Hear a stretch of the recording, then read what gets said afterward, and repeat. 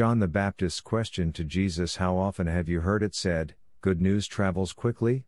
John the Baptist had heard about Jesus doing many great works, but he didn't know if he was the true Messiah.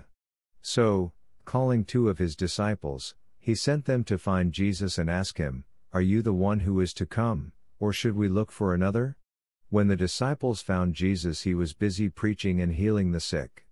They asked him who he was, as John had instructed. John must have been overwhelmed at his disciples' news: sight restored, lepers cleansed, dead raised. But most of all, Jesus' good news being preached. John had committed his life to preparing for the Son of God's coming, and now, Jesus was living, teaching and preaching among them, as a man. God our Father, you promised to send your only Son to save us. Thank you for your great gift. May we never turn away from his good news. God be in my head and in my understanding, God be in my eyes and in my looking, God be in my mouth and in my speaking, God be in my heart and in my thinking, God be at my end and at my departing.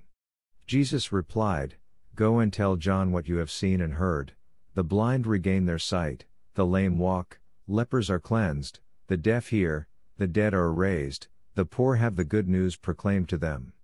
And blessed is the one who takes no offense at me. Mount 11:2-6, LK 7:18-23.